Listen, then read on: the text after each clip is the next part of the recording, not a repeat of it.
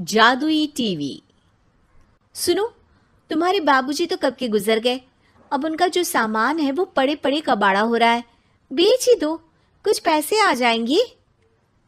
बात तो सही है। अगले संडे फुर्सत में यही करेंगे।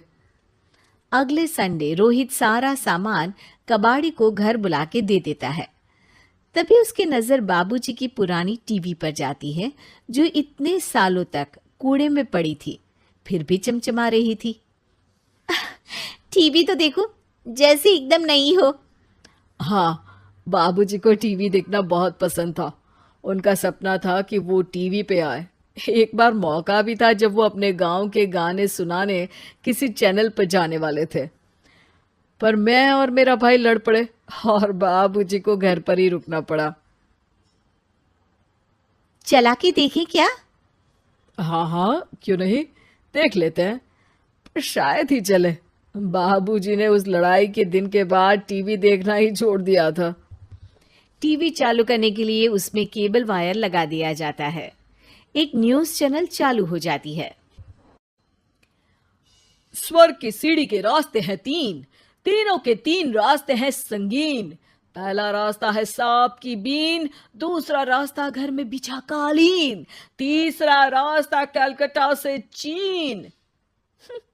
ये क्या बकवास खबर है, कुछ अच्छा लगा दो। अरे आप बोलो तो सही, कोई अच्छी खबर सुना देता हूं। मेरा तो काम ही खबर देना है। अरे बाप रे, टीवी बात कर रही है। हाँ, ये न्यूज़ वाला मुझसे। हाँ हाँ, आपसे ही तो बात करूंगा ना, आपके घर में हूं तो। अरे, ये सपना है क्या? तुम हमसे बात नहीं कर सकते?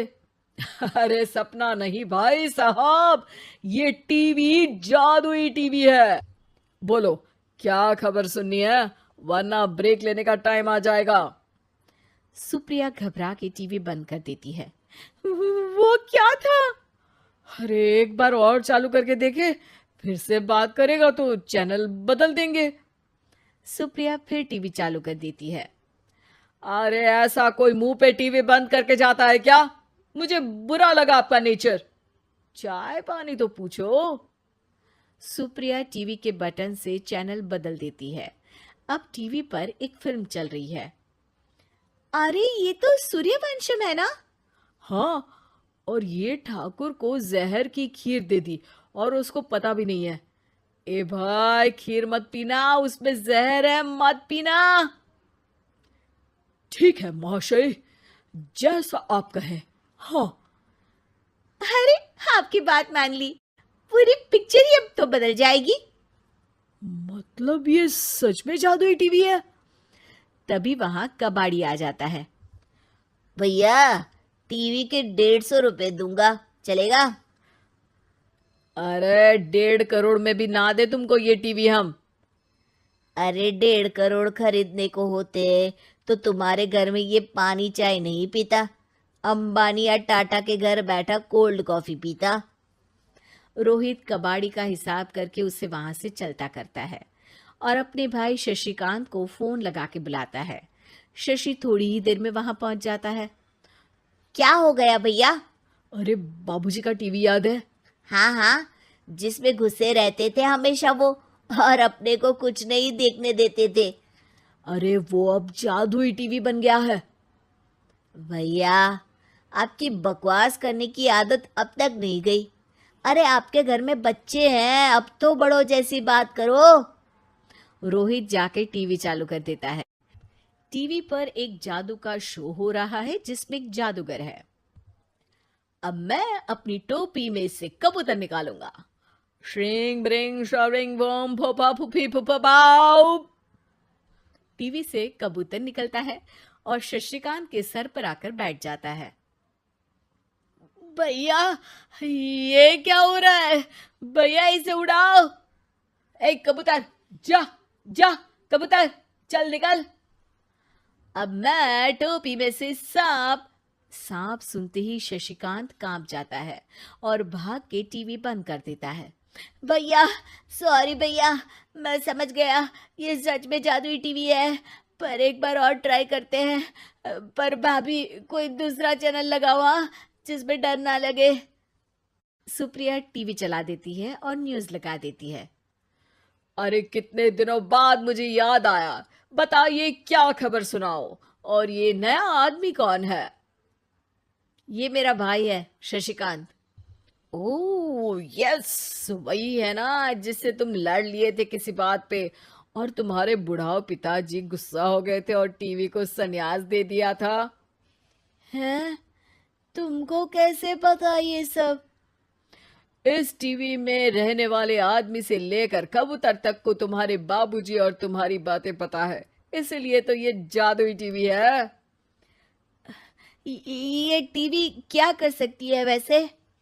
तुम जो मांगो दे सकती है, कहानी बदल सकते हो, खबर बदल सकते हो, कोई चीज मांग सकते हो। अरे भैया, ये टीवी मैं लेके जा रहा हूँ। बाबूजी का लाडला तो मैं ही था ना। अरे ऐसे कैसे? मैं बड़ा बेटा था, अब तक मेरे घर में टीवी थी ना। अब तक कहाँ गए थे पिताजी के लाडले? तुम्हारी गलती का एहसास भी है। अरे भैया ज्यादा ना बोलो वरना भूल गए, आपके दांत तोड़ दिए थे मैंने उस लड़ाई में। मेरी बीवी के सामने मेरी बेइज्जती करता है। रुक दोनों भाई हाथापाई पे उतर जाते हैं। रुक, बताता हूं तुझे कि कौन बड़ा है। अरे छोटे का दम तो देख लीजिए आप। ये खबर आपके बाबूजी को देता हूं। तभी टीवी अचानक बंद हो जाता है। अरे शायद टीवी नाराज हो गया। और लड़ लो, आए बड़े खली बनने। टीवी से एक तेज रोशनी निकलती है और टीवी में बाबूजी दिखाई देते हैं। बापूजी आप?